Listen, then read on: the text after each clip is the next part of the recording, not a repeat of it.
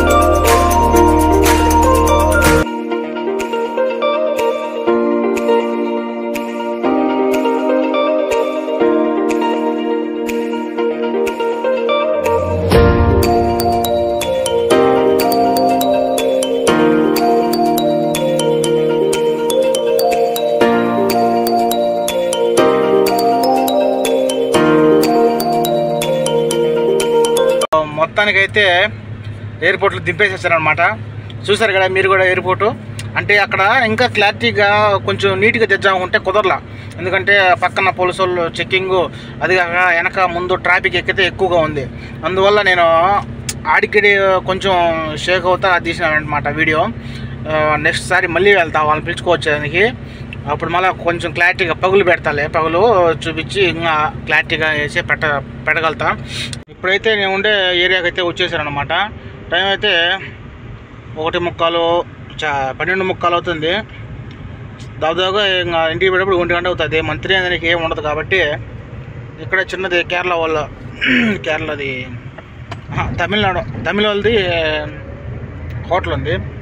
అక్కడ ఇవి రసం లేకపోతే పప్పు కట్టించుకొని ఇంటికైతే వెళ్ళిపోతా. మన తినడానికి లేట్ అయిపోయింది కాబట్టి మనకు పని మనుషులు లేపితే డిస్టర్బ్గా ఉంటుంది. అయినా ఇప్పుడు తిన్నా అదొక విధంగా ఉంటుంది కాబట్టి రసం కడుచుకొని లేకపోతే ఏదన్నా కడుచుకొని వెళ్ళిపోవటమే. ఇక్కడికైతే వచ్చారనమాట. చెన్నై వాళ్ళది అయితే ఇక్కడ హోటల్ ఉంది, చూడాలన్నమాట. షాపులన్నీ క్లోజ్, షాపులు మొత్తం క్లోజ్ అయితే ఉంది. లక్ బండి ఆపేసుకొని హోటల్కి అయితే వెళ్దాం. ఒక్కొక్కసారి డ్యూటీలు తగిలితే భలే కష్టం అనిపిస్తుంది. ఒక్కొక్కసారి ఏ పని ఉండదో ఏముందో.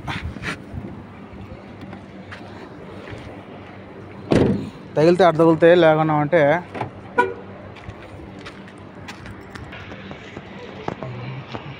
ఎవరు లేరు ఈ టైంలో. ఎందుకుంటారా ఈ టైంలో మొత్తం హోటల్ అంతా ఖాళీ. ఇప్పుడు శుభవార్త ఏంటంటే అక్కడైతే ఏం లేవంట, మన అదృష్టం. అందుకే నెక్స్ట్ అక్కడ ఇంకొక షాప్ ఉందంట, అక్కడికైతే వెళ్ళి అక్కడ కూడా ఏమైనా ఉన్నాయో చూసుకొని ఉంటే తీసుకోవడం, లేకపోతే ఇంటికి రావటం అన్నమాట. చూద్దాం. ఇక్కడైతే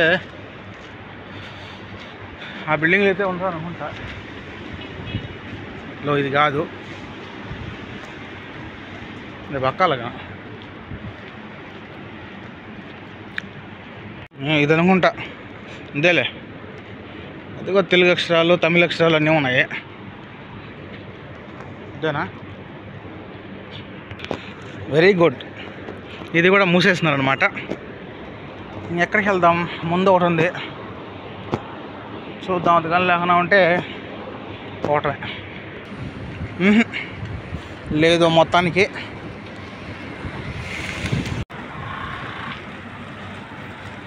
అబ్బా, బండి ఆడ పెట్టి వచ్చిన, నడుచుకున్నా వేసుకోవచ్చు, సరిపోయింది. ఇప్పుడు మొత్తానికైతే ఏం దొరకలా. పెప్సీ ఒకటి తీసుకుని పెప్సీ ఒకటి తాగిన, అంతే. పోయి పనుకున్నాం. పోయేసి ఇంటికి అయితే వెళ్ళి అసలు ఇప్పుడు ఈ టైం దాకా ఉండడానికి గల కారణం ఏంటంటే ఎయిర్పోర్ట్ మర్చిపోయినామా అంటే కలాస్ బేయం లేదు అన్నారు. సర్లే అని చెప్పి నేను లగేజ్ అన్నీ సర్ది పెట్టినా, వెనక బ్యాగులు గీగులు అన్నీ సర్ది పెడితే తీరా వచ్చి ఇంక జస్ట్ ఒక 5 కిలోమీటర్ల దగ్గరలో ఉండగా ఎయిర్పోర్ట్ దగ్గరికి పోయేటప్పటికి మా పని మనిషి ఫోన్ చేసింది. ఏమో చేసింది, పాస్పోర్ట్లు మర్చిపోయినారు, పాస్పోర్ట్లో టికెట్లు మర్చిపోయినారు, ఎన్నే పెట్టేసి వెళ్ళిపోయినారు, ఎట్లా అని చెప్పి చెప్పింది. ఇంకా అప్పుడు చూసుకో, ఇంకా మొత్తం తప్పట్లు కొట్టుకోవటం, కాపీ గీసుకోవటం, అరుచుకోవటం. ఇంకేం చేయాలా? మళ్ళీ రిటర్న్ వెనక్కి వచ్చేసి ఇంకేం చేద్దాము, రావాల్సిందే ఖచ్చితంగా. ఇంకా టికెట్ లేకుండా పాస్పోర్ట్ లేకుండా ఎక్కడికి పోదాం? ఎందుకులే అని చెప్పి మళ్ళీ ట్యాక్సీ ఫోన్ చేసినాము వేరే వాళ్ళకి. No respond. ఎందుకులే అని చెప్పి మళ్ళీ రిటర్న్ తీసుకొని మళ్ళీ ఇంటికి వచ్చి మళ్ళీ పోతే అప్పుడు ఎయిర్పోర్ట్లోకి పోయినాం. అందువల్ల లేట్ అయిపోయింది. అదిగాక ఇంత టైం అయింది. అందువల్లే, లేకుండా ఉంటే ఇంకేలా ఎప్పుడో వచ్చేద్దాం. దేవుడి దయ వల్ల ఆ యొక్క గుర్తు చేసింది. లేకన్నా ఉంటే మా ఇంట్లో పని మనిషి ఆ యొక్క గుర్తు చేసింది. ఇంక లేకన్నా అంటే ఇంక అట్లే మళ్ళీ అందరం వెనక్కి పోయి మళ్ళీ రావాల్సి వచ్చిండు. అలా ఉంటుంది అన్నమాట.